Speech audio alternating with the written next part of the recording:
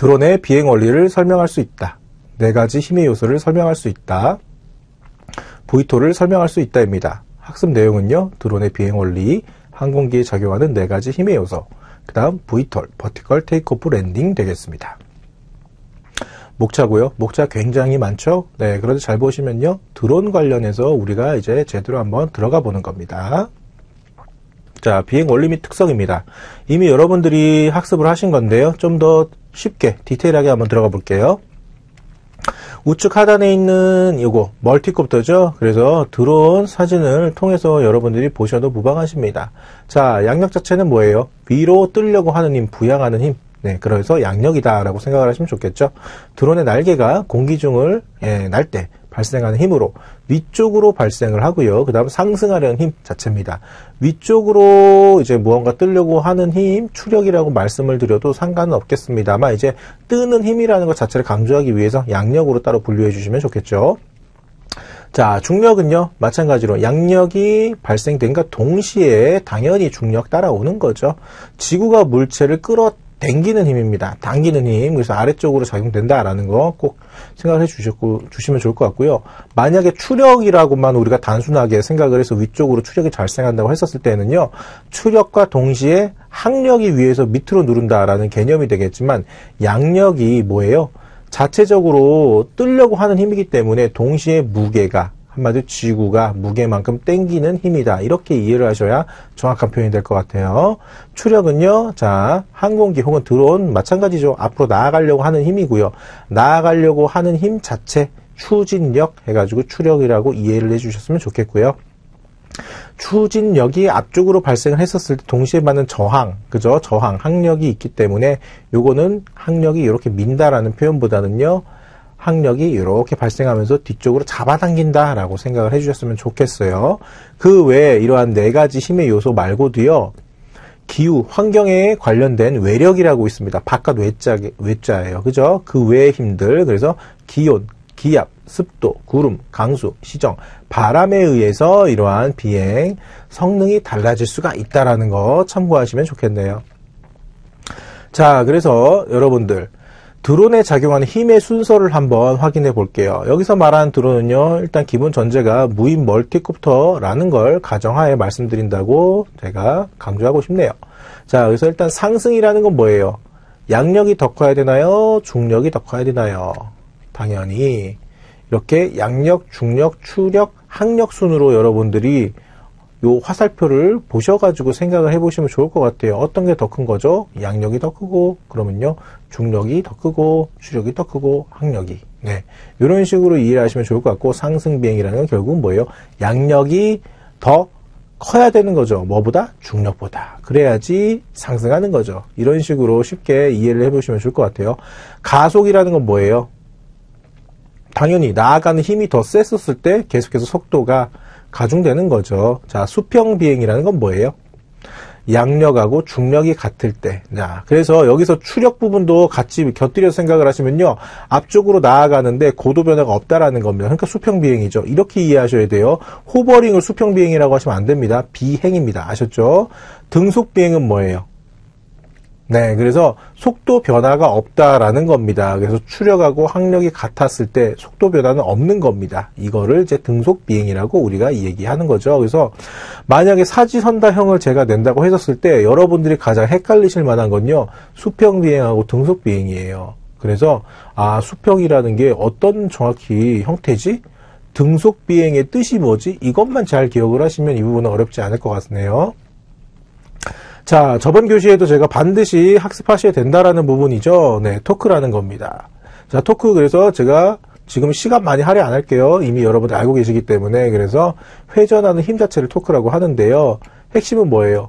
회전하는 방향에 반대쪽으로 물리력이 작용한다라는 거죠. 네, 그래서 우리 멀티콥터 형태의 드론을 빗대어 설명하면요. 모터에서 발생한 회전력이 프로펠러에 전달이 되어서, 자, 고정 피치니까, 그죠?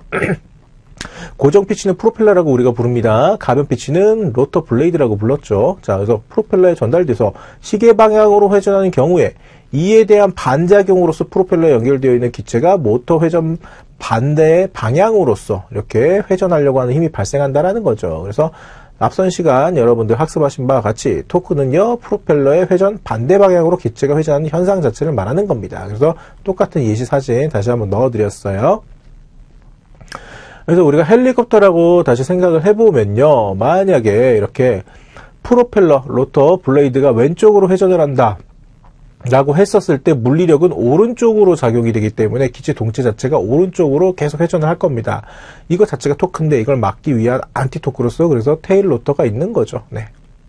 쉽죠? 그래서 프로펠러가 반시계 방향으로 만약에 돌게 되면 기체는 시계 방향의 토크를 받습니다. 꼬리 날개가 왼쪽 측면에 설치가 돼서 왼쪽으로 공기를 밀어내면 오히려 반작용력이 헬기의 꼬리에 오른쪽으로 작용을 하기 때문에 시계 방향으로서 토크가 상쇄된다. 그래서 이 부분은 이제 어렵지 않을 거고요. 저번 교시 학습 점검으로서 동축 반전 헬리콥터도 여러분들이 문제를 풀어보셨기 때문에 이 부분은 크게 어렵지 않을 것 같아요. 비행체 이륙 원리입니다. 양력 자체는요, 베르누이 원리를 통해서 쉽게 설명을 드릴 수가 있겠네요.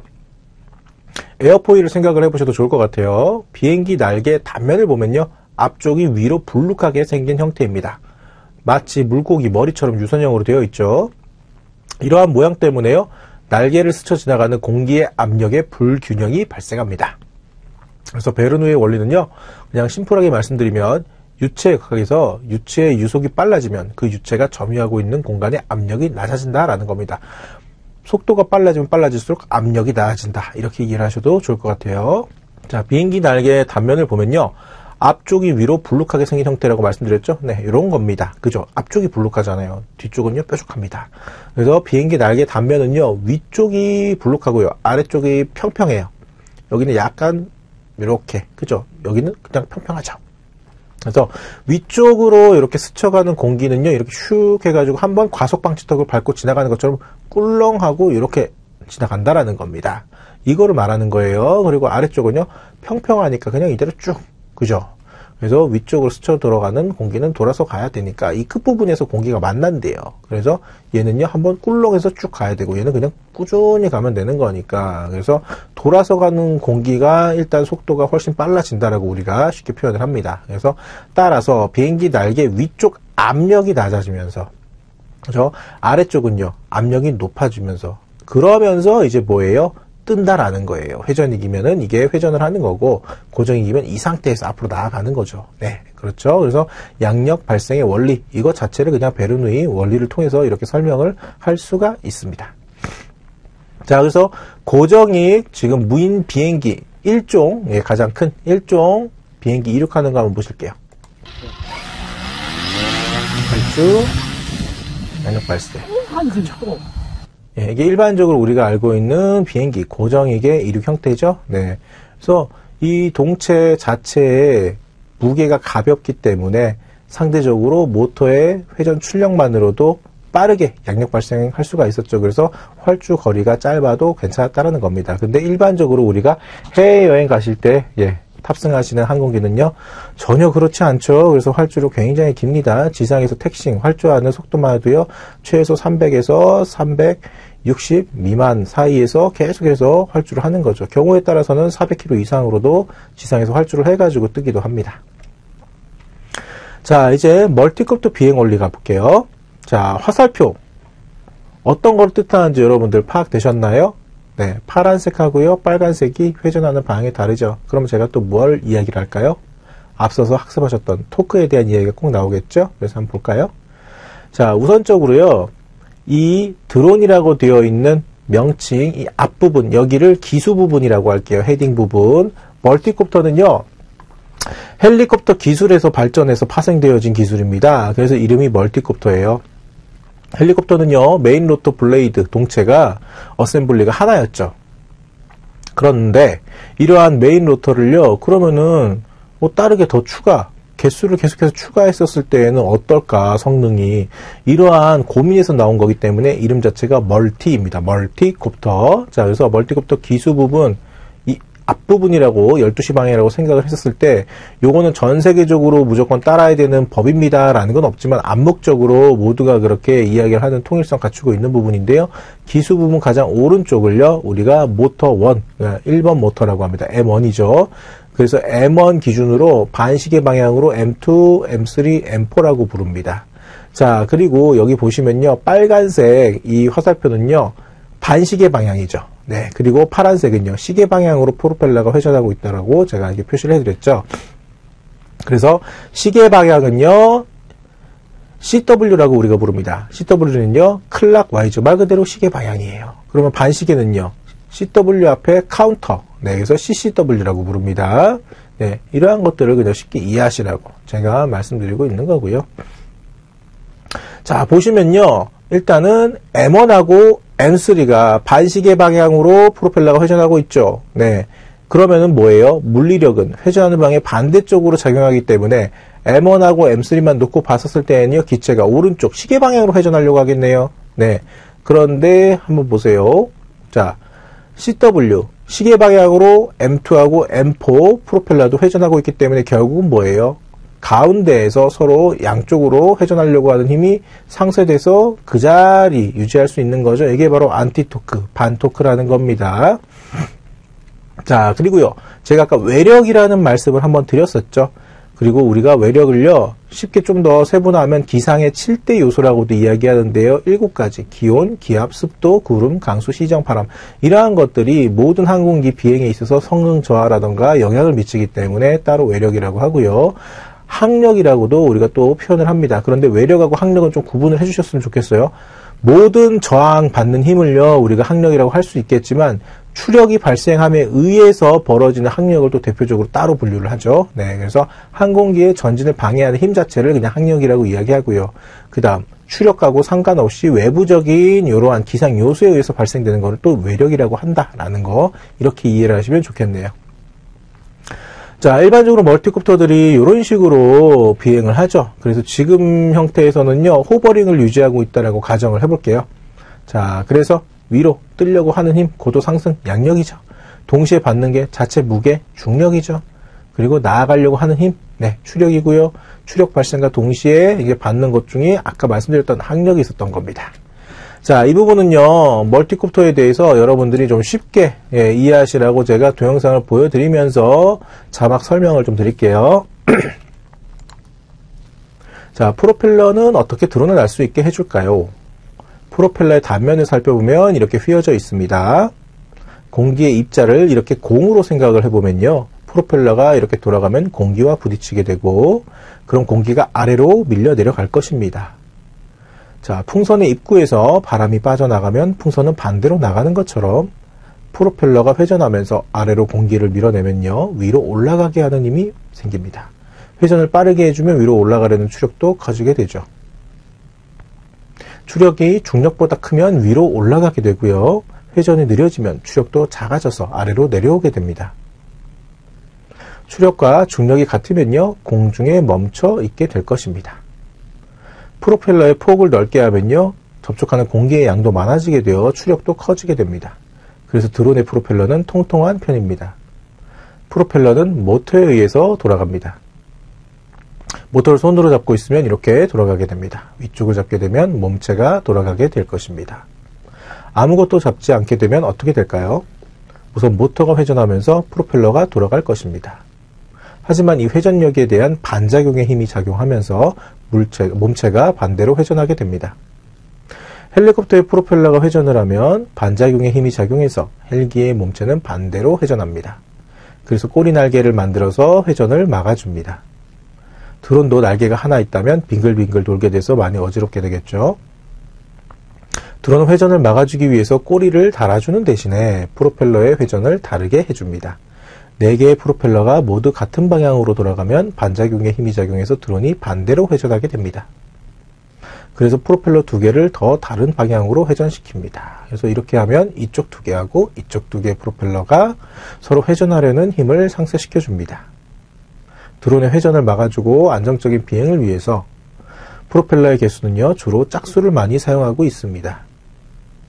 드론을 앞으로 나아가게 하려면 뒤쪽 2개의 프로펠러를 더 빠르게 해줍니다. 뒤쪽의 추력이 더 커지게 되면 드론이 기울어지면서 앞으로 나가게 됩니다. 옆으로 움직이게 하려면 반대편에 있는 2개의 프로펠러의 회전을 빠르게 해줍니다. 드론이 회전하려면 어떻게 할까요? 프로펠러는 2개씩 회전 방향이 다릅니다. 이쪽 2개의 프로펠러가 회전을 멈춘다면 어떻게 될까요? 나머지 2개의 프로펠러만 돌아가게 되고 반대 방향으로 몸체가 돌아갈 것입니다. 그래서 드론을 회전시켜 줄 때는 4개의 프로펠러 중에 2개의 프로펠러 속도를 감소시켜 줍니다. 그럼 힘의 균형이 깨지게 되고 드론이 회전하게 됩니다. 프로펠러의 추력이 중력과 같다면 4개의 프로펠러가 서로 같은 속도로 회전할 때 드론은 정지해 있을 겁니다. 하지만 현실에서는 바람도 불 수 있고 드론의 무게중심도 다르기 때문에 프로펠러 회전수가 같게 되면 드론은 이리저리 움직이게 됩니다. 드론이 외부의 자극으로 인해 기울어지면 다른 쪽 출력을 증가시켜서 드론을 안정화시켜 줍니다. 자, 어떠셨습니까? 처음 이 멀티콥터 드론을 접하시는 분들도요, 이 비행 원리에 대해서 간단하게 확인이 가능하셨을 거라고 저는 생각이 드네요. 그래서 일단은 고정 피치고 회전이기 때문에 우리가 토크에 대한 부분들을 굉장히 제가 많이 설명을 드렸다라는 거 이해하실 수 있으실 것 같네요. 자, 모든 항공기가 벗어날 수 없는 그러한 효과가 있습니다. 그리고 특히 우리 회전익에서는요, 이륙과 착륙에서 가장 큰 영향을 주는 요소이기 때문에 반드시 여러분들이 또 한번 주의 깊게 학습을 하셔야 되는 건데요. 바로 지면 효과라고 하는 겁니다. 영어로는 그라운드 이펙트라고 하네요. 자, 지면 효과는요, 드론이 지면 가까이에서 제자리 비행 시 공기의 하향 흐름이 지면에 부딪히면서 드론과 지면 사이에 공기를 압축하고 공기 압력을 높여서 제자리 비행 위치를 유지시키는 데 도움을 주는 쿠션 역할을 한다라고 되어 있네요. 문장만 보셨을 때에는 조금 이해하시기 어려우실 수가 있어요. 그래서 밑에 있는 문장까지 다 읽어드리고 나서 제가 쉽게 예시를 들어드리도록 하겠습니다. 자, 드론은 지면 효과에 의해서 추력을 절감할 수 있으며 드론이 제자리 비행을 하는 동안 주 로터 프로펠러 직경 높이까지 효력이 발생된다. 자, 그래서 그림을 한번 보실게요. 그림은요, 일단은 헬리콥터를 넣어놨습니다. 그리고 화살표 방향을요, 우리가 이렇게 공기라고 생각을 해볼게요. 자, 그래서 에어포일 때 여러분들이 학습을 하셨다시피 일단 재밌는 건 뭐예요? 날개 익단. 이 엣지 부분에서는 와류가 형성된다라는 거 제가 저번 시간에도 말씀드렸던 거 기억나실 겁니다. 자, 그리고 쉽게 한번 이해할게요.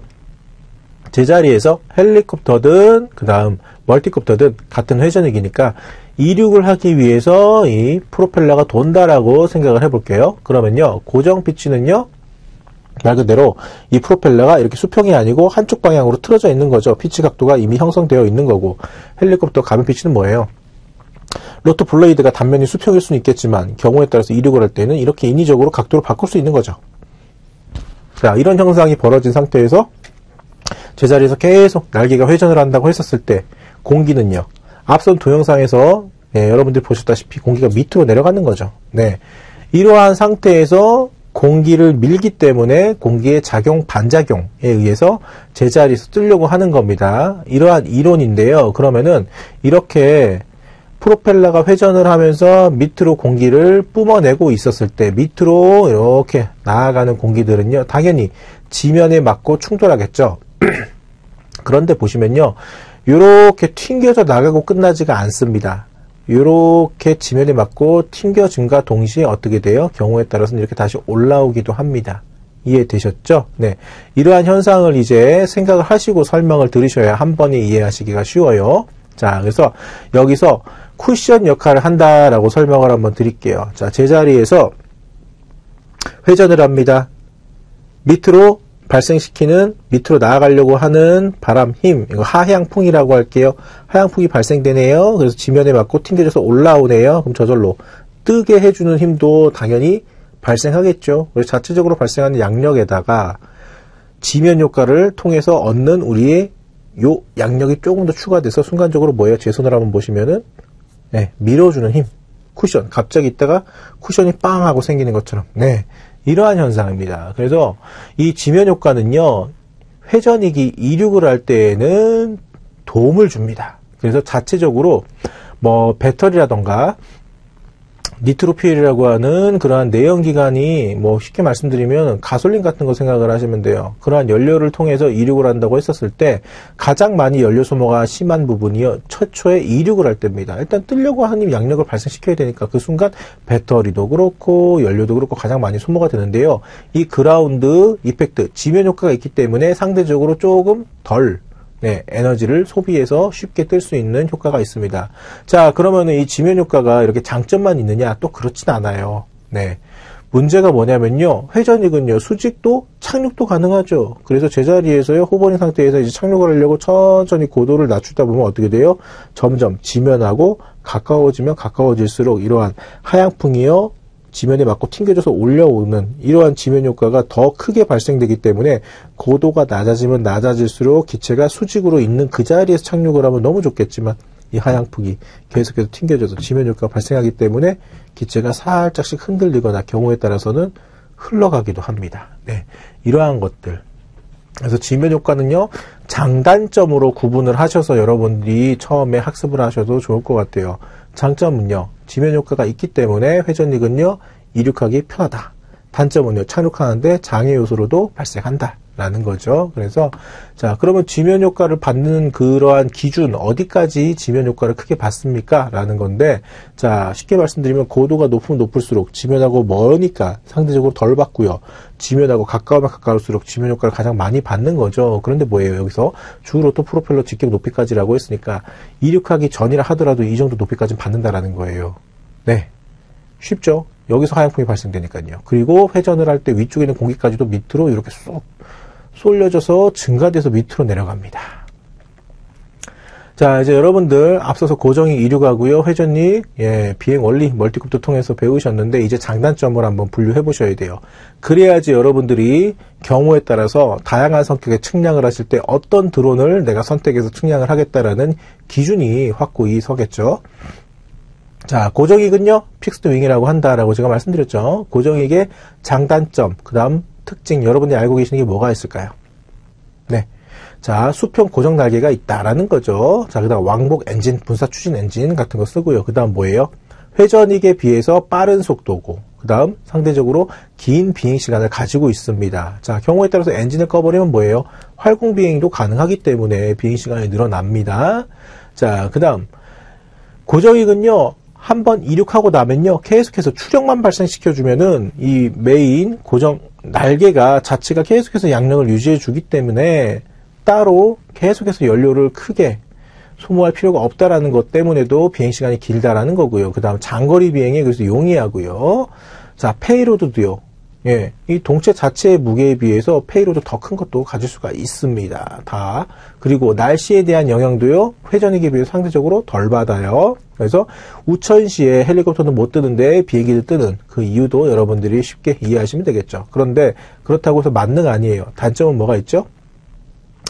활주로가 필요합니다. 당연히 제가 여기에 예시로 해드린 건요, 이제 손으로 핸드런치라고 해서 뒤에 있는 추력 프로펠러 작동시키고 그냥 여러분들이 손으로 이렇게 위로 핸드런치만 해도 날릴 수 있는 거기 때문에 이러한 소형 드론, 고정익 드론들은요, 활주로가 필요 없습니다만 일반적인 고정익은 활주로가 필요하죠.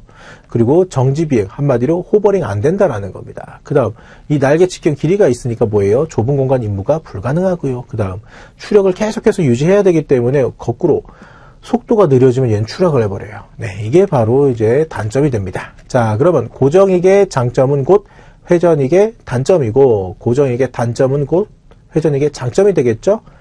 자, 그럼 상태적으로 한번 비교해 볼까요? 멀티콥터든 헬리콥터든 둘 다 회전익이니까요.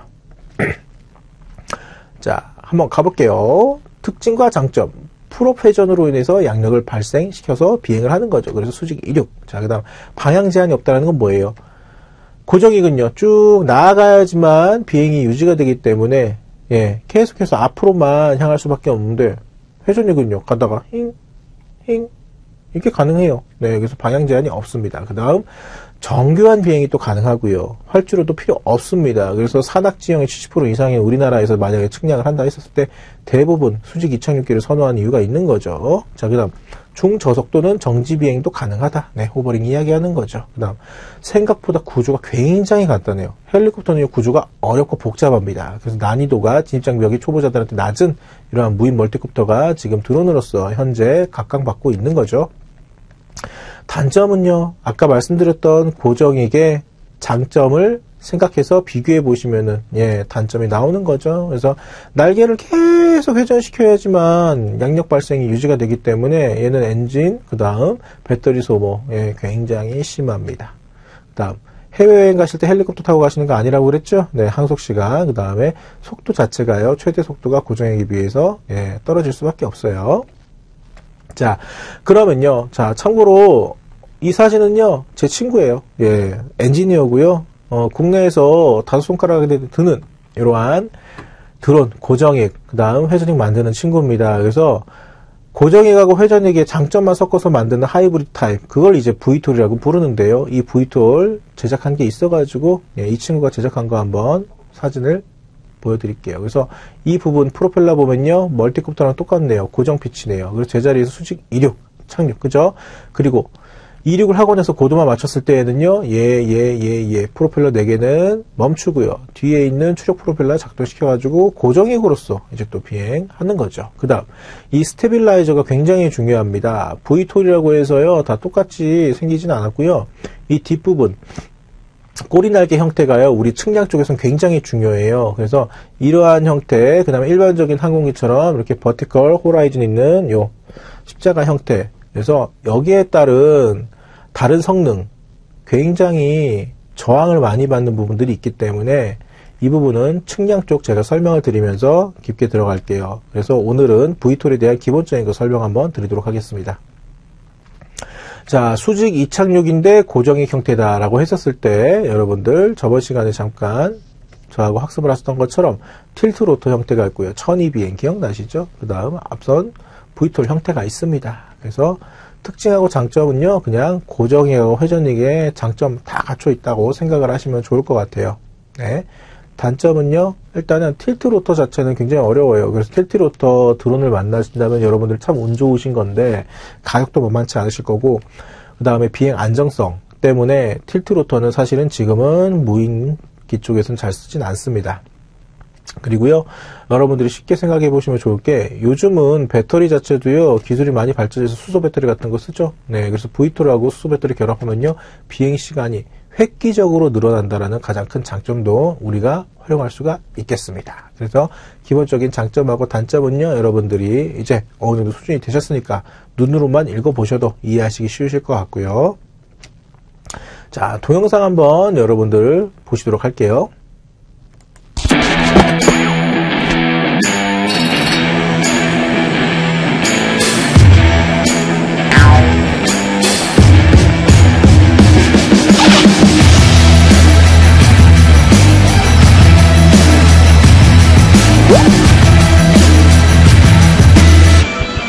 사실 처음에는 우리 수소 연료전지를 어디에 더 활용을 할 수 있을까 찾아보시다가 조유에이비라는 업체랑 이제 컨택을 하게 되었고, 조유에이비는 지금 V톨 시장에서 세계 점유율 1위인 회사예요.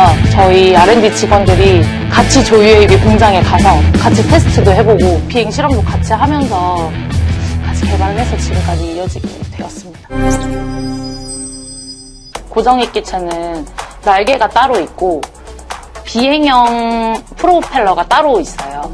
근데 이 프로펠러랑 날개가 따로 있기 때문에 활강이 가능하고 낮은 소모 전력으로도 더 빠른 속도로 비행이 가능하게 됩니다. 그래서 뭐 매핑이나 정찰용으로 사용이 많이 되는데, 뭐 미국처럼 되게 대지가 넓은 곳들은 이거 한번 매핑을 하게 되면 되게 많은 시간이 소요가 되거든요. 그리고 저희가 실제로 한국에서 이 제품을 배송을 받아봤는데, 네모난 펠리컨 박스에 날개가 분해가 돼서 제가 뭐 직접 조립을 하기에도 전혀 문제가 없을 정도로 굉장히 이동이나 운반에 간편하게 소개가 되어 있는 제품입니다. 실제로 이 기체에 배터리만 달고 비행을 했을 때는 한 100분대의 비행 시간이 나와요. 거기에 엔진을 하이브리드로 결합을 하게 됐을 때는 소음이나 진동이라는 문제점이 많이 발생해서 거기에 저희 시스템을 하이브리드로 결합을 하게 되면은 300분 이상의 비행 시간에 조용하고 친환경적이라는 장점이 있게 된 거죠. 기체가 사실 상승을 할 때는 소모 전력이 되게 크거든요. 이 기체가. 그때는 저희 제품과 배터리가 같이 동시에 적용을 하고, 순항을 할 때는 연료전지만으로 비행을 하게 되는 시스템입니다. 저희가 안에 탑재되는 파워 모듈은 거의 개발이 완료가 됐고 같이 테스트를 진행을 했는데 5시간 반 정도 비행을 성공을 했습니다. 25m/s의 속도로 비행을 하게 되면 한 420에서 450km 정도의 비행을 할 수 있는데, 서울 광화문에서 제주국제공항까지 비행을 할 수 있을 정도의 거리입니다. 지금은 해외에 있는 헬리콥터 제조사랑 같이 개발을 하기 위한 단계에 있어요. 서로의 뭐 사양 같은 거를 같이 맞춰보고 개발 일정들을 같이 조율하고 있는 단계에 있습니다. 헬리콥터는 원래 다른 기체들에 비해서 페이로드가 좀 증가한다는 장점이 있는데 거기에 이제 저희 제품을 적용을 해서 비행 시간까지 증대가 되게 되면은 강점을 더욱 더 강화시킬 수 있다는 장점이 있고 국내에서는 뭐 다른 드론을 하는 중소기업 업체들과는 많이 협업을 진행을 하고 있는데 아직 다른 어플리케이션에는 적용을 못 해본 상태예요. 근데 저희는 시간관계상 여기까지 시청하실 거고요. 자, 이미 방금 보셨던 동영상은요, 과거에 2년 전 동영상이기 때문에 이미 아까 보셨던 수소 배터리를 활용하는 무인 헬리콥터도 개발이 완료된 상황입니다. 우리한테는 비행 시간이 늘어나면 늘어날수록 얻는 이점이 뭐죠? 네, 측량을 더 많은 면적을 계속해서 측량할 수 있다라는 그러한 활용 장점이 있겠네요. 자, 키포인트입니다. 토크, 다시 한번 강조할게요. 회전하는 방향에 반대 방향으로 물리력이 작용합니다. 헬리콥터는 꼬리 날개가 토크를 상쇄시켜주죠.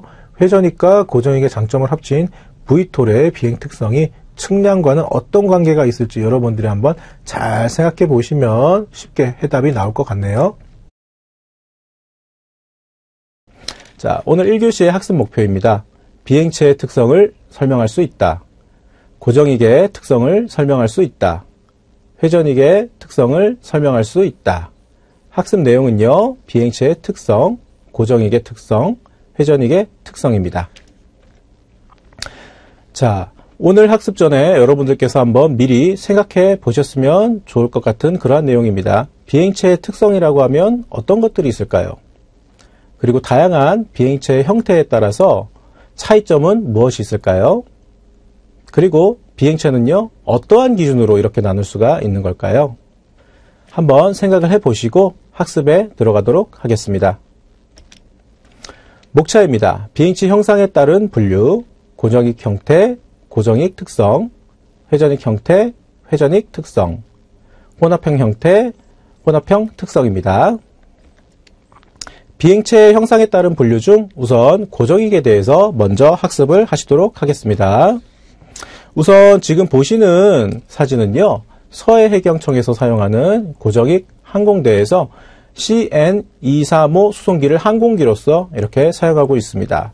우선 저의 그 수업 같은 경우에는요, 기본적으로 항공기 혹은 비행체의 형태에 대해서 기초적인 지식부터 전달해 드리는 부분이 목적이기 때문에 이러한 형태에 대해서 우리가 일반적으로는 비행기라고 흔히 사회에서는 말을 하는데요. 일단 여러분들께서는 전공으로서 학습을 하시기 때문에 항공기 혹은 고정익이라는 전문 용어를 통일해서 사용하도록 하겠습니다.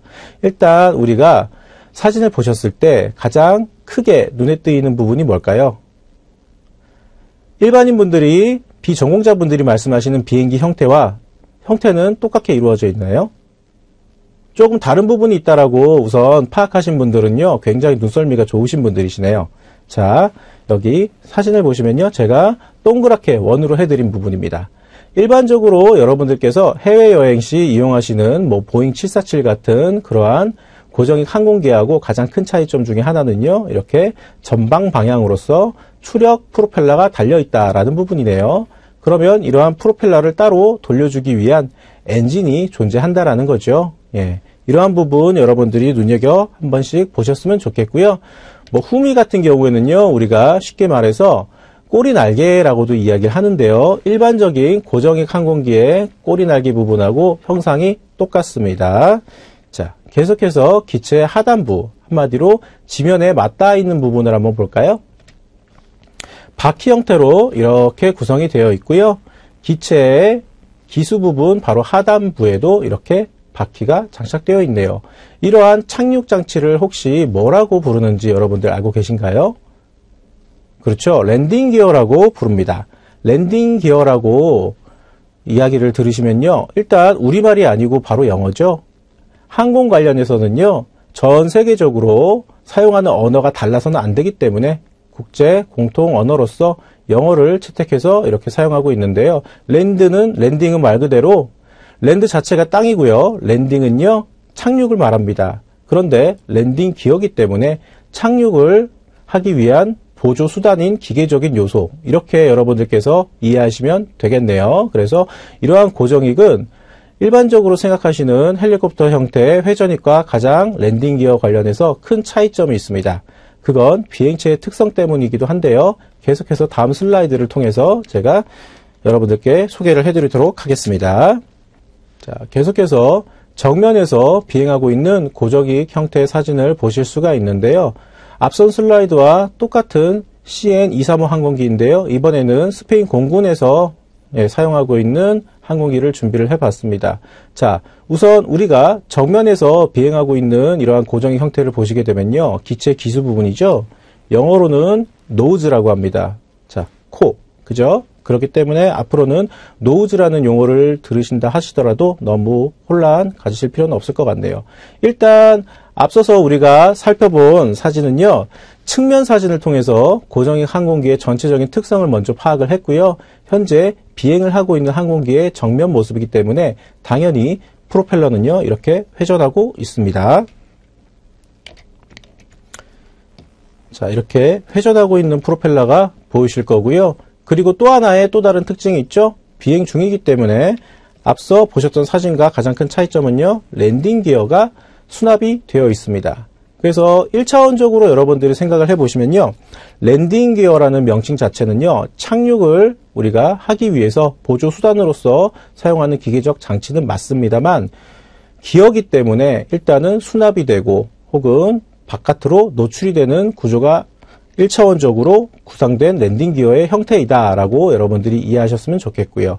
그 다음 크게 중요한 지금 학습 부분은 아닙니다만 일단 이렇게 날개 부분에 램프가 들어와 있죠. 이러한 부분도 항공 관련해 가지고 등화 관제에 이러한 부분 요소가 있습니다. 우선 우리는 무인기 기준으로서 이 비행 형태를 배울 거기 때문에 일단 램프 관련돼서는 오늘은 말씀을 드리진 않을 거고요. 자, 계속해서 넘어가도록 하겠습니다. 고정익의 특성입니다. 고정익은요, 영어로 우리가 fixed wing이라고 합니다. 말 그대로 고정하다, fix, 이렇게 기억을 하시면요, 따로 복습하실 필요가 없을 것 같네요. 고정익의 가장 큰 특징은요, 날개 자체가 기체의 수평으로 붙어 있어서 고정되어 있는 형태이다. 그래서 일반인 분들은요, 흔히 우리가 비행기라고 말하는 그러한 형태다라고 생각을 하시면 되고요. 이러한 날개 부분이 고정되어 있기 때문에 우리가 고정익이라고 부르는 겁니다. 그리고 모터 혹은 구동 엔진보다 왕복 엔진이나 분사 추진 엔진 등을 장착할 수 있어서 비행 속도가 빠르며 날씨 변화에 영향을 적게 받고 적재 화물 무게 제한이 적다입니다. 여기서 오해하시면 안 되는 부분은요, 여기 날씨 변화에 영향을 적게 받고라는 겁니다. 적게 받는다의 기준은요, 회전익 특성에 비해서 상대적으로 고정익은 날씨 변화에 영향을 적게 받는다라는 뜻이다라는 거 절대 오해는 안 하셨으면 좋겠습니다. 고정이기 때문에 기상 악천후에 무조건 대처하기 편하다, 이런 식으로 단순하게 이해하시면요, 나중에 여러분들이 실제로 활용하시는 데 있어서 크게 위험한 상황이 발생될 수 있기 때문에 상대적으로 회전익에 비해서는 날씨 변화의 영향이 적다라고 꼭 기억해 주셨으면 좋겠네요. 자, 그리고 계속해서 이착륙을 위해서 활주로가 필요하고 빠른 속도로 비행하기 때문에 정지 비행이나 저고도 좁은 공간에서의 임무 또는 느린 속도에서의 임무 비행에 큰 제한을 받죠. 그래서 우리가 지금은 고정익 항공기 관련해서 기준을 두고 제가 특성에 대해서 설명을 드리고 있습니다만, 상대적으로 고정익을 설명을 드릴 때에는 회전익과 비교해서 한번 연상을 해보시면 빠르게 학습하실 수 있겠습니다. 자, 그러면 모든 고정익이 활주로가 필요하냐? 그건 또 아닙니다. 지금 보시는 이 파일, 기체 이름은요, 해리어라고 합니다. 고정익 형태의 항공기를 어떻게 하면 우리가 수직 이착륙 기술을 도입을 해서 편안하게 운영할 수 있을까라는 이러한 생각에서 개발된 기체고요. 지금 보시는 화면을 보시면요, 일단 일반적인 지면이 아니다라는 거 여러분들이 눈치채셨을 겁니다. 어떠한 형태일까요? 그렇죠. 항공모함입니다. 활주로는 아닙니다. 항공모함이고요. 항공모함 위에서 수직 이착륙 위에서 이렇게 해리어가 이륙을 하고 있는 모습을 보시는 건데요. 항공모함이라고 하면요, 바다 위에 떠 있는 활주로라고 여러분들이 연상하시면 이해가 굉장히 빠르실 겁니다. 그렇기 때문에 활주로의 길이가 길어진다라고 하면요, 단순하게 우리가 대입을 해봐도 항공모함의 직경, 길이가 굉장히 늘어나게 되겠죠. 그래서 이러한 부분이 현실적으로 생산성과 비용성적인 면에서 큰 부담이 되기 때문에 일반적인 활주로를 계속해서 늘린다라는 개념, 우리가 선박에는 적용하기가 굉장히 힘들겠죠. 그렇기 때문에 함재기를 이렇게 수직 이착륙으로서 활용하면 얼마나 좋을까라는 그러한 생각에서 개발된 겁니다. 자, 계속해서 보시면요, 랜딩하는 착륙되는 모습이죠. 생각보다 요동치는 모습이다라고 여러분들이 생각은 하실 수가 있습니다. 추후에 여러분들께서 저하고 항공기에 작용하는 물리적인 이러한 요소들 관련해서 학습을 하시겠습니다만, 일반적으로 여러분들께서 비행체가 비행을 할 수 있는 데 있어서 가장 크게 작용되는 힘은요, 양력이다라고 여러분들이 당연히 알고 계실 겁니다. 뜨는 힘, 부양력, 이렇게 생각을 하셔도 되시는데요. 정확하게는 양력으로 기억하시는 게 제일 좋겠죠. 그런데 일반적인 회전익 같은 경우에는요, 수직 이착륙을 하기 때문에 회전하는 프로펠러가 양력을 발생시키는데요. 지금 보고 계시는 해리어 같은 경우에는요, 양력이 아니고요, 터보제트 엔진을 통해서 추력을 발생시켜서 이륙하고 착륙하는 기체이기 때문에 생각보다 정밀한 착륙은 되지는 않습니다. 하지만 지금은 현재 기술이 굉장히 많이 발전을 했기 때문에 똑같은 기종의 해리어라 하더라도요, 파생기 같은 경우에는 안정적으로 조금 더 조종사에게 충격이 가해지지 않게 설계가 되어 있는 기체들이 많이 나와 있다고 하네요. 자, 모든 고정익이 활주로가 필요한 건 맞습니다만, 모든 고정익이 수직 이착륙이 되지 않는 것은 아니다라는 부분 꼭 여러분들이 이렇게 학습하셨네요. 자, 계속해서 회전익 형태에 대해서 설명드리도록 하겠습니다. UH-1H 휴이 헬리콥터고요. 잘 보시면 앞서서 학습하셨던 고정익과 가장 큰 차이점이 있죠. 뭐가 있을까요? 고정익의 이름 유래는요, 동체의 날개가 고정되어 있다는 거였죠. 그런데 지금 보시면 회전익이라고 제가 써드렸죠. 맞습니다. 날개가 회전한다라는 겁니다. 그래서 일반적으로 여러분들이 아시는 이러한 로터 블레이드, 회전을 한다라는 거 다 알고 계실 겁니다. 그리고 이렇게 동체 바로 위에만 존재하는 건 아니죠. 메인 로터가 있고요, 하단부 꼬리 날개 쪽에 테일 로터가 있네요. 자, 이 부분을 유심히 한번 생각해 보시면 회전익이라는 이름의 유래 이해하시기 편하실 거고요. 그 다음 착륙 관련해서는 랜딩 기어라고 우리가 앞서서 제가 말씀을 드렸습니다만, 형태가 지금 헬리콥터는 다르죠. 그래서 이러한 착륙 장치는요, 회전익 관련해서 주로 회전익은 활주로가 필요하지 않는 수직 이착륙 형태를 이루기 때문에 랜딩 기어 개념으로서 스키드라고 따로 이렇게 부르곤 합니다. 이러한 명칭 관련해서 조금 더 구체적으로 구분 지으실 수 있어야지 전공자로서 활약하시기 편하실 건데요. 일단 이러한 스키드는요, 랜딩 기어와 다르게 약간 뭐죠? 스키의 형태를 떼고 있죠. 그런데 또 스키만큼 길지는 않습니다. 다양한 항공기의 랜딩 기어로서 실제로 눈 위에 설상지에서 활용하기 위해서 스키를 랜딩 기어로서 장착하고 있는 그러한 기체들도 있습니다만, 그러한 기체에 장착되는 스키보다는 짧은 형태를 띠고 있습니다. 그래서 우리 스키드라는 거 꼭 기억을 해 주셨으면 좋겠고요. 지상에서 활주할 수 있는, 한마디로 바퀴가 달려있는 형태는 아니죠. 그 이유는 다시 역설적으로 말씀드리면요, 회전익은 활주로가 필요 없기 때문에 지상에서 활주하는, 영어로 택싱이라고 합니다. 이러한 택싱 단계가 필요 없기 때문에 한마디로 수직으로 이륙하고 착륙하는 데 있어서 지면하고 접지만 할 수 있으면 된다라는 간단한 구조에서 이렇게 오는 겁니다. 자, 계속해서 넘어가도록 하겠습니다. 자, 헬리콥터 형태로서 대표적인 회전익 형태를 소개해드리고 있는데요. 앞선 사진과 가장 큰 차이점 혹시 여러분들 파악하셨습니까? 네.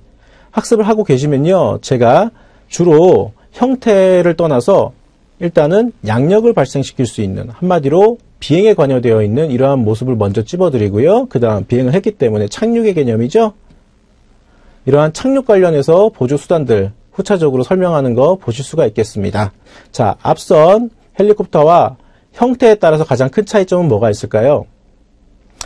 메인 로터라고 하는 동체 위의 회전익, 이 회전익 관련해서 지금 나와 있는 치누크 헬리콥터는요, 테일 로터 개념이 없죠. 꼬리 날개라는 개념보다는요, 메인 로터 동체 부분이 두 개가 있다. 이렇게 이해하시기가 쉬운데요. 그렇게 이해하셨으면 정확하신 겁니다. 맞습니다. 메인 로터가 두 개 있는 구조고요. 이러한 형태의 헬리콥터는요, 사이드 바이 사이드 형태다라고 저희가 따로 분류하고 있습니다. 그리고 앞선 고정익 항공기가 비행하고 있는 정면 사진 보셨던 거 기억나실 건데요. 그때는 바퀴 형태의 랜딩 기어를 수납을 했죠. 이 치누크 헬리콥터 같은 경우에는요, 따로 비행하고 있는 도중에서도 수납을 하진 않았네요. 그래서 수납을 하지 않았다라는 거는 랜딩 기어. 도대체 왜 수납을 하지 않을까? 이러한 의문도 가지실 수가 있는데요. 생각보다 고정익에 비해서 회전익은요, 상대적인 최대 속도가 빠르지가 않습니다. 그렇기 때문에 저항 관련해서 굳이 무리하게 이렇게 바퀴를 수납할 필요가 없기 때문에 일반적인 단거리 운용 혹은 수송용으로 운용을 할 때에는요, 굳이 이러한 바퀴, 랜딩 기어를 수납하지 않는 형태의 이루고도 있다라는 거 여러분들이 참고하셨으면 좋겠습니다. 자, 치누크 헬리콥터가 착륙해 있는 모습입니다. 제가 따로 이렇게 비행사진과 착륙사진을 모습을 비교해서 여러분들께서 학습하셨으면 좋겠다라는 의도로 준비를 한 건데요. 앞서서 회전하고 있었을 때 이 프로펠러 부분하고요, 지금 착륙해 있는 상태에서의 프로펠러 가장 큰 차이점이 뭘까요? 뭔가 약간 이 로터 블레이드 부분이요, 축 처져 있다라는 느낌이 드시죠? 네. 그러면 정확하게 보신 거고요. 혹시라도 이거 고장난 거 아닌가? 파손난 거 아닌가? 라고 오해하셨으면 안 됩니다. 예. 일단은 우리 회전익은요, 말 그대로 날개가 회전을 하기 때문에 이름 자체가 회전익입니다. 자, 그런데 날개가 회전을 한다라는 건요, 다양한 형태가 존재할 수도 있습니다만 일반적으로 우리가 피치 관련해서 조금 설명을 좀 드리고 싶네요. 피치라는 건요, 여러분들께서 그냥 쉽게 이해하시기 위해서 띄울 수 있는 그러한 힘이다라고 이해를 하셨으면 좋겠고요. 이러한 피치 관련해서는요, 가변 피치가 있고 고정 피치가 있습니다. 추후에 여러분들이 학습하실 멀티콥터는요, 고정 피치이고요. 이러한 회전익 중에서 헬리콥터 형태는요, 가변 피치라고 합니다. 자, 제가 조금 손을 좀 써서 여러분들의 이해를 도와드릴 건데요. 제 손을 한번 보시죠. 제 주먹이 모터라고 생각하시면요, 멀티콥터 같은 경우에는 모터 위에 이렇게 프로펠러가 얹어있는 형태에서 프로펠러가 회전하는 구조죠. 자, 그런데 지금 보시는 이러한 헬리콥터 형태는요, 가운데 구동축이라고 하는 머스트, 기둥이 있다고 생각을 하시고요. 그 위에 로터 블레이드가 이렇게 있습니다. 그러면 단순하게 회전을 빠르게 해서 우리가 회전익이기 때문에 이륙을 한다라고 생각하실 수가 있겠지만 큰 차이점이 있습니다. 로터 블레이드 자체가요, 일단 각도가 이렇게 바뀔 수 있는 가변 피치 구조고요. 그 다음에 나중에 가까이에서 혹은 언론 매체에서 여러분들이 헬리콥터 형태를 보시게 되면요, 꼭 이 부분을 유의 깊게 보십시오. 머스트하고 메인 로터 사이에 사람으로 따지면 힘줄 혹은 인대 역할을 하는 스왓이라는 이러한 구조 형태에 띄고 있습니다. 그래서 이러한 메인 로터가 회전 시에 스왓이가 관여를 해서 따로 이렇게 가변 피치 형태로서 각도를 바꿔줄 수 있다라고 이해를 하시면 좋겠네요. 그렇기 때문에 이렇게 프로펠러 자체도요, 조금 착륙 시에는 축 늘어진 형태를 띌 수도 있고요. 그리고 로터 블레이드의 무게 때문에도 이렇게 쭉 처지는 경우도 있습니다. 그래서 이러한 부분이요, 고정익과 가장 큰 차이 중에 하나인 회전익의 대표적인 가변 피치라는 특징을 여러분들이 이해하셨으면 좋겠습니다. 자, 계속해서 회전익 특성에 대해서 설명드리겠습니다. 회전익은요, 회전 말 그대로 로터리 윙이라고 부릅니다. 여러분들이 차량으로 이동하시는 분들은요, 간혹가다 도로에서 로터리 만나시죠? 그 로터리가 어떻게 되어 있죠? 진입하시면 회전을 하게 되어 있죠? 예, 이렇게 이해하시면은 따로 시간 들이셔서 복잡하게 외우실 필요가 없겠네요. 그래서 로터리 윙 회전익이다라는 거 오늘 이 시간에서 바로 그냥 한 번에 암기해 주시고요. 회전축에 설치되어서 그 축 주위에 회전 운동을 하면서 양력을 발생시키는 형태이다라고 여러분들 꼭 기억해 주십시오. 모터와 회전 날개가 수평으로 장착되어 있어서 상하 또는 전후, 좌우 어느 방향으로도 비행할 수 있으며 좁은 공간에서 정교한 비행이 가능합니다.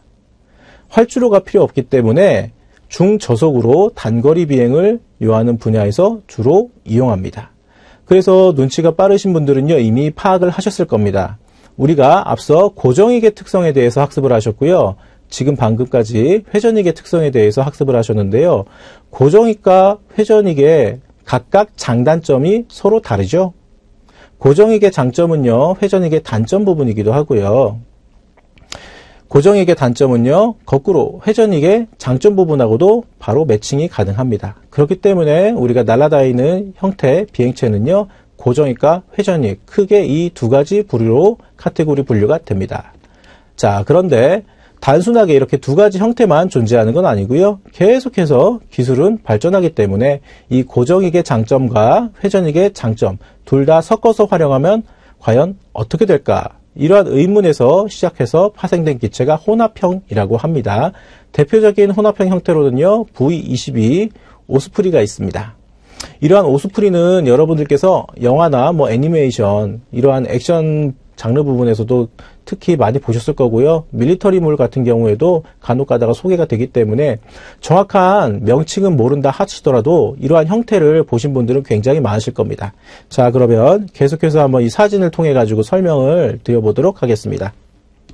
자, 양력을 발생시킬 수 있는 수단, 프로펠러가 있네요. 사진만 보셔도요, 일반적으로 우리가 헬리콥터 형태에서 취하고 있는 프로펠러 회전익 형태이긴 한데, 이 사진에서는 3옆 프로펠러가 3개가 달려있네요. 그래서 말 그대로 양력을 좀 더 용이하게 발생시키기 위해서 일반적인 2옆 프롭이 아닌 3옆 프롭이구나 라는 부분 여러분들이 캐치하실 수가 있고요. 그 다음 꼬리 날개 쪽을 볼까요? 헬리콥터 형태하고 가장 큰 차이가 뭐죠? 오히려 고정익 형태에 가까운 꼬리 날개 형태죠. 테일 로터가 없습니다. 그리고 일반적인 고정익 꼬리 형태하고도 굉장히 다른데요. 저의 손을 한번 봐주시면요. 일반적인 스테빌라이저 꼬리 날개 같은 경우 고정익은요. 이렇게 크로스 되어 있죠. 십자가 형태입니다. 그래서 우리가 세로는요. 버티컬 스테빌라이저라고 하고요. 이 가로는요. 호라이즌이라고 하는데 이러한 오스프리의 꼬리 날개 형태는요. 버티컬 형태만 이렇게 되어 있죠. 그래서 추후 학습 시간에 여러분들이 저하고 학습을 하시겠습니다만 이러한 형태 같은 경우에는요. 이 측면 부분에서 받는 측풍 관련해서 저항을 많이 받을 수 있는 한마디로 면적이 크게 측면 부분에 이렇게 설계가 되어 있다라는 부분을 여러분들이 이해하실 수가 있겠습니다. 그리고 제가 앞서서 계속해서 통일성 있게 강조해 드리는 부분인데요. 이륙하는 부분, 한마디로 양력 발생 부분을 체크하고 나서 착륙 부분, 랜딩 기어 쪽도 제가 꼭 반드시 체크를 해드리고 있죠. 자, 랜딩 기어는 어떻게 되어 있죠? 바퀴 형태네요. 그러면은 활주로, 지상에서 활주도 가능한 구조이고요. 그 다음에 일단 이 사진처럼 지금은 이 프롭 부분이 위쪽으로 향해 있죠. 수직 이륙하고 있는 형태입니다. 그래서 말 그대로 혼합형의 형태 구조에도 정확하게 부합하고 있다는 거 여러분들이 보실 수가 있겠네요. 자, 계속해서 오스프리입니다. 이번에는 앞선 사진하고 가장 큰 차이점이 어떤 부분이 보이시나요? 자, 양력을 발생시켰던 프롭 부분이요. 방향이 전방 방향으로 전이 되었고요. 그 다음 착륙을 도와주는 랜딩 기어는 수납이 되었습니다. 그러면 이제 눈치가 있으신 분들 파악이 끝나셨죠? 일단 전방 쪽을 향해 가지고 이동하고 있는 거구나 라고 여러분들이 생각을 하셨고요. 속도가 생각보다 빠르기 때문에 저항을 줄이기 위해서 랜딩 기어 부분은 수납이 되었구나 라고 생각을 하시면 좋겠습니다. 그래서 이러한 비행 형태를 천이 비행이라고 합니다. 저의 손을 한번 봐주시면요. 최초의 오스프리가 이러한 혼합형은요. 이륙을 할 때에는요. 제자리에서 우리 회전익 특성처럼 이렇게 회전을 합니다. 프로펠러가. 그리고 프로펠러가 회전함에 있어서 제자리에서 수직 이륙을 하겠죠. 일정 고도 도달했을 시에는요. 이러한 프롭이 전방 쪽으로 각도를 틀기 때문에 이러한 형태의 트는 부분을요. 천이 비행이라고 합니다. 천이 비행을 통해서 이제 운용 시에는 고정익의 장점을 활용할 수가 있다라는 게 되겠네요. 그럼 착륙 같은 경우에는 거꾸로 역순이겠죠. 자, 그래서 혼합형의 특성입니다. 혼합형 말 자체, 우리 특히 이제 차량 같은 경우에는 이러한 형태 많이 분류해서 이야기하신다라는 거 익숙하실 텐데요. 하이브리드 타입이라고 합니다. 그래서 하이브리드라고 영문 항공기 카테고리에서 만나시게 되면요. 아, 혼합형이구나. 수직 이착륙도 되고 고정익의 특성을 활용할 수 있는 그러한 비행체구나 라고 생각을 하시면 좋겠습니다. 그래서 하이브리드 같은 경우 제가 앞서서 설명드렸던 오스프리는요, 조금 더 구체적으로 틸트 로터라고 부르는 장르이기도 합니다. 틸트 로터 같은 경우에는요, 가변 피치, 꼭 가변 피치라는 거 꼭 기억을 하셨으면 좋겠고요. 그리고 틸트 로터 혹은 하이브리드라고 불리면서 수직 상태에서는 헬리콥터처럼 수직 이착륙을, 수평 상태에서는 고정익처럼 고속으로 비행을 한다라는 겁니다.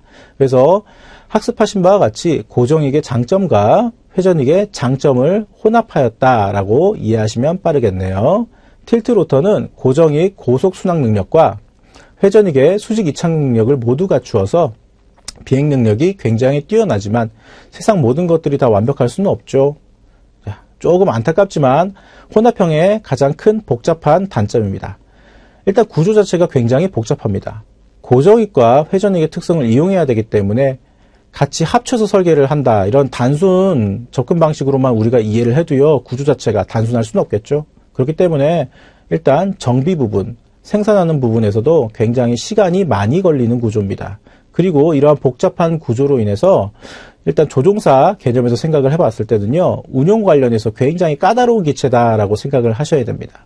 복잡한 구조로 인해 조종 및 운용이 다소 복잡하고 기체 제작비가 높다, 생산 단가가 굉장히 비싼 거구나 라고 생각을 하시면 좋겠습니다. 그래서 우리가 일반적으로 해외여행 여러분들이 빗대어서 생각을 해보시면요, 고정익 항공기를 수송용 항공기로서 많이 활용하는 이유가 있죠.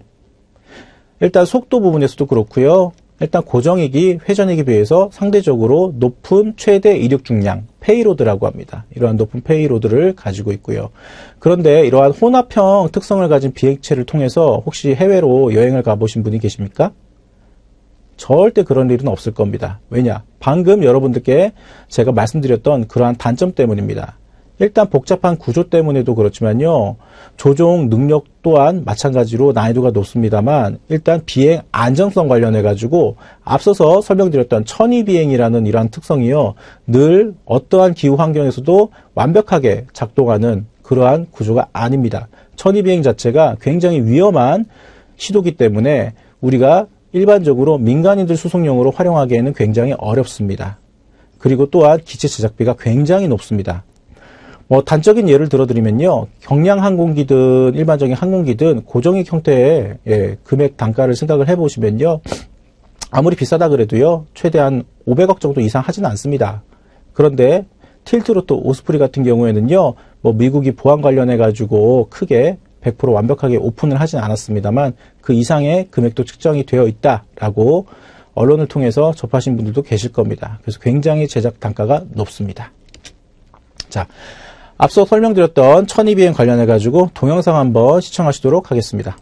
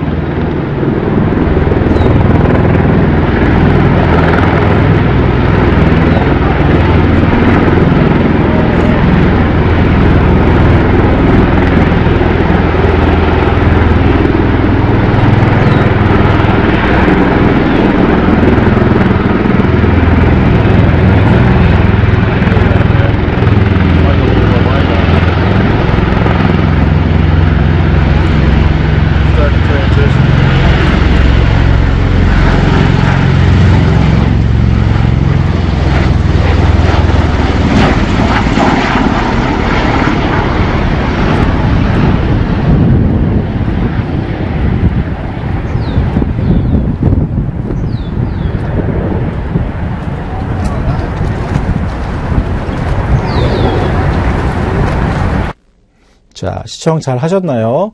자, 천이비행에 대해서 실질적인 운영 관련해서 이렇게 동영상을 시청하셨는데요. 조금 우스갯소리입니다만 방금 보신 이 천이비행 관련한 기체들은요, 전부 다 특별한 별명이 초창기에 붙었다고 합니다. 말 그대로 과부제족이라는 그런 별명이 있는데요. 그만큼 천이비행 자체가 굉장히 위험하기 때문에 이러한 오스프리조차도 천이비행 관련해서 비행 시도를 했었을 때 추락사고가 굉장히 많았다고 하네요. 자, 오늘 고정익과 회전익의 특성 차이 관련해서 키포인트입니다. 꼭 기억해 주셨으면 하는 부분은요, 고정익은 활주로가 필요합니다. 하지만 회전익은요, 수직 이착륙이 가능하죠. 고정익 같은 경우에는 상대적으로 회전익에 비해서 최대 속도가 빠릅니다. 하지만 저속 비행 시 굉장히 불리합니다. 실속이라고 하는 속도를 잃는 그러한 경우에는요, 실속 발생 시 추락을 하게 됩니다. 회전익 같은 경우에는 고정익과 다르게 제자리 정지 비행, 호버링이 가능하죠. 하지만 고정익에 비해서 이동 비행 속도가 굉장히 느립니다.